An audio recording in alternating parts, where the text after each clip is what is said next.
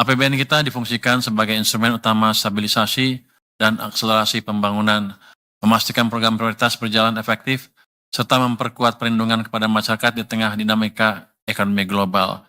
Itulah arah yang kita inginkan dari APBN kita. Mungkin demikian presentasi dari kami untuk update APBN saat ini. Sekarang kita masuk ke sesi tanya jawab ya. Pertanyaannya udah masuk, udah ini ya. Saya jawabnya saya dulu, nanti teman-teman gantian semua ya. Saya jawab yang gampang-gampang aja, yang susah biar Pak Suwa sama teman-teman yang jawab. Nanti tabel punya belum. Yang pertama ke saya, Pak Purbaya, apakah Kemenku ada rencana menempatkan dana lagi di BTN? Kemarin di BTN bilang mau surati Bapak. Oh baru mau. Surati Bapak untuk tambah penempatan dana hingga 10 triliun. Ini Ira dari Infobank. Kalau yang di rekod kita ya, dari yang 55 triliun pertama, penyerapannya di Mandiri 100% sudah disalurkan. BRI 100%, BNI 68%, BTN baru 41%. Kenapa dia minta lagi ya? Aneh juga dia. BSI udah 99%. Tapi kita lihat tuh supply money, pertumbuhan uang primary-nya, M0 ya, base money-nya itu di bulan Oktober agak turun sedikit ke 7,7% dibanding di September akhir yang 13, wah ini sekian persen, 13,3 ya.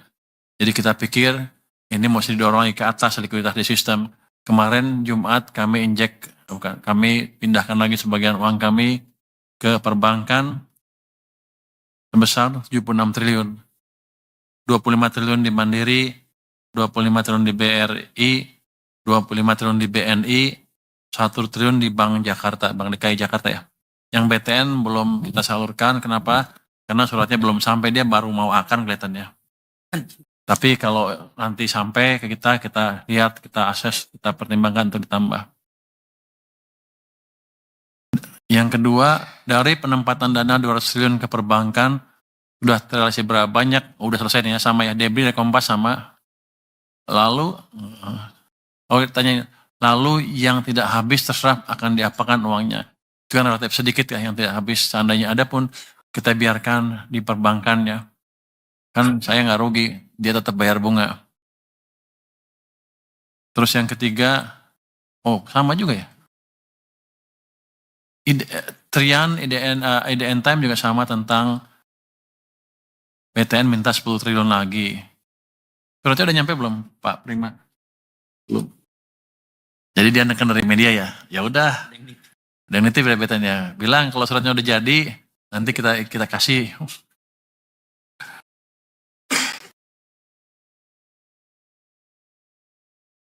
Ada pertanyaan dari Magdalena RRI tentang kenaikan gaji PNS tahun depan. Bagaimana responnya? Nanti kita nilai dan kita akses ya.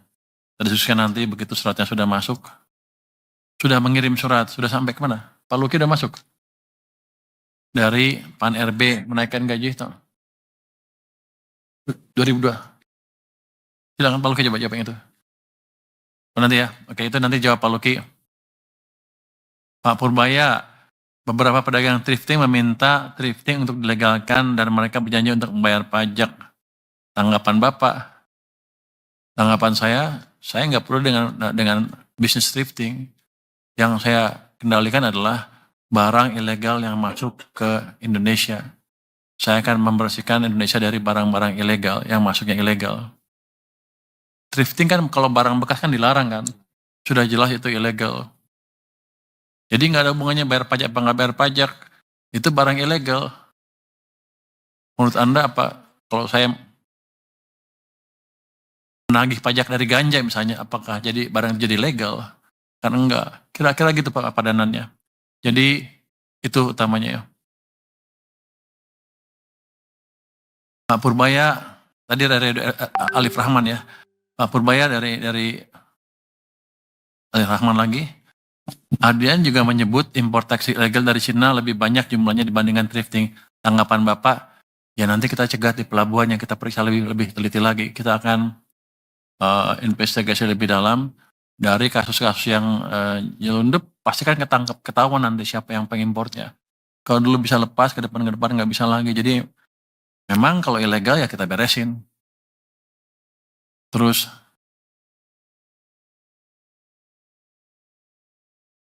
Pak Purbaya, anggaran 3,5 triliun rupiah yang dibalikin kementerian lembaga rencananya mau buat apa? Apakah ada lagi yang balikin anggaran? Ini kan belum habis bulannya ya, tahunnya. Saya duga sih akan ada yang balikin lagi beberapa sampai akhir November kita monitor. Rencananya ya kita lihat ada nggak yang bisa spend lebih cepat nanti kalau di November, Desember bisa spend kita salurkan ke sana. Tapi kalau enggak ya kita gunakan untuk mengurangi defisit anggaran kita supaya lebih terkendali. Nomor 9, Pak Menkyu, Gubernur BI mengundang Menkyu atau perwakilan dalam RDG setiap bulan untuk sinergi fiskal moneter. Apa urgensinya? Apakah forum KSSK tidak cukup? Grace dari Bloomberg. Kalau kita lihat nih, ini bagus untuk sinergi fiskal moneter lebih dalam lagi. Apa urgensinya? Ya emang di undang-undangnya dibolehkan. Jadi kita berterima kasih kepada Bank Sentral yang sudah mengirimkan surat undangan ke kita.